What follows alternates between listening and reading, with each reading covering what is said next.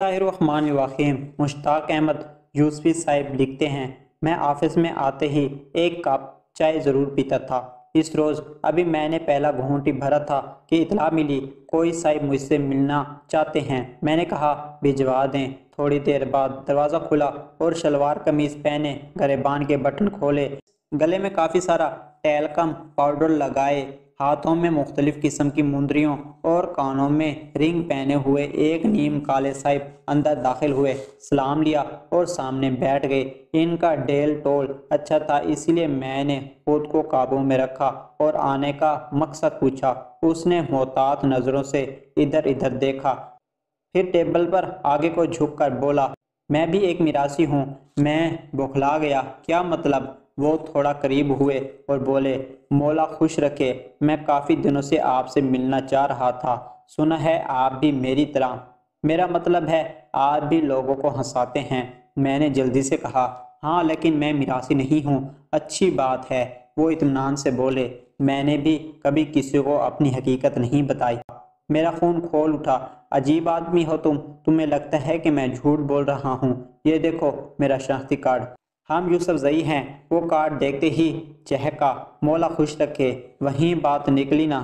میرا دل چاہا کہ اچھل کر اس کی گردن دبوچ لوں، لیکن کم بخت ٹیل و ٹول میں میرے قابو آنے والا نہ تھا۔ وہ پھر بولا، مجھے نوکری چاہیے۔ میں پہلے چونکا، پھر غصے سے بھڑک اٹھا، یہ کوئی کمرشل تھیٹر کا دفتر نہیں ہے، تم نے کیسے سوچ لیا کہ یہاں میراثی بھرتی کیے جاتے ہیں؟ وہ کچھ دیر مجھے گھورتا رہا، پھر اپنی مندری گھماتے ہوئے بولا، یہاں نہ سہی کسی دوسرے دفتر میں ہی کام دلوا دیں۔ میں کوئی سخت جواب دینے ہی والا تھا کہ اچانک میرے ذہن میں ایک اچھوتا خیال آ گیا اور میں مسکرا اٹھا۔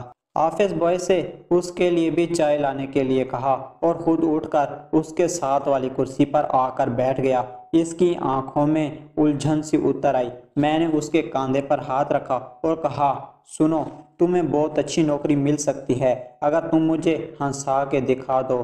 وہ ہونکوں کی طرح میرا منہ دیکھنے لگا۔ میں نے اس کی حالت کا مزاح اڑاتے ہوئے اسے زور سے بلایا، ہیلو، ہوش کرو، بتاؤ، یہ چیلنج قبول ہے؟ اس نے کچھ دیر پھر مندری گھمائی اور نفی میں سر ہلا دیا۔ میں حیران رہ گیا، وہ میراثی ہونے کے باوجود مجھ جیسے اچھے خاصے معزز انسان سے ہار مان رہا تھا۔ میں نے وجہ پوچھی تو اس نے عجیب سا جواب دیا، میں نے لوگوں کو ہنسانا چھوڑ دیا ہے۔ میں اچھل پڑا، یہ کیسے ہو سکتا ہے؟ اس نے لمبا سانس لیا اور بیزاری سے بولا، لوگ اب ہنسنا چھوڑ چکے ہیں۔ میں نے ایک زوردار کہکہ لگایا، یہ تمہاری غلط فہمی ہے، دنیا آج بھی ہنستی ہے، مزیح تحریریں پڑھتی ہے، مزیح ڈرامے دیکھتی ہے، جھکتے پسند کرتی ہیں۔ اس نے اپنی مندری نکال کر دوسری انگلی میں پہنی اور اپنی بڑھتی ہوئی شیخ پر خارش کرتے ہوئے بولا، دنیا ہنستی نہیں، دوسروں کی ذلت پر خوش ہوتی ہے۔ میں نے پھر کہکہ لگایا، وہ کیسے؟ اس نے قمیض کی سائیڈ والی جیب سے سستے والے سگریٹ کی مسلی ہوئی ڈبی نکالی اور میری طرف اجازت طلب نظروں سے دیکھا۔ میں نے ایش ٹرے اس کے سامنے رکھ دی۔ اس نے شکریہ کہا اور سگریٹ سلگا کر گہرا کش لیا۔ میں اس کے جواب کا منتظر تھا۔ تھوڑی دیر خاموشی رہی، پھر اس کی آواز آئی، آپ کا منہ فلسطین کے لومڑ جیسا ہے۔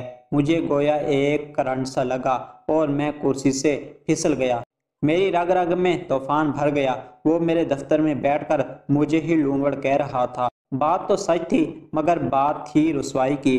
میرا چہرہ سرخ ہو گیا۔ اس سے پہلے کہ میں اس پر چائے کا گرم گرم کپ انڈیل دیتا، وہ جلدی سے بولا، آپ کا ایک جگری دوست شہزاد ہے نا؟ میں پوری قوت سے چلایا، ہاں ہے۔ پھر وہ فوراً بولا، اس کی شکل بے نقاب کے جمادر جیسی ہے۔ میں نے بوکھلا کر اس کا یہ جملہ سنا، کچھ دیر غور کیا اور پھر بے اختیار میری ہنسی چھوٹ گئی۔ میں ہنس ہنس کر لوٹ پوٹ ہو گیا۔ 3-4 منٹ تک آفس میں میرے کہکے گونجتے رہے۔ بڑی مشکل سے میں نے خود پر قابو پایا اور دانت نکالتے ہوئے کہا، شرم کرو، وہ میرا دوست ہے۔ میری بات سنتے ہی میراثی نے پوری سنجیدگی سے کہا، ایسی ہنسی آپ کو اپنے اوپر لگنے والے جگت پر کیوں نہیں آئی؟ میں یکدم چونک اٹھا۔ ساری بات میری سمجھ میں آ گئی تھی۔ ہمارے معاشرے میں واقعی وہ چیز زیادہ ہنسی کا باعث بنتی ہے جس میں کسی دوسرے کی ذلت کا سامنا ہو۔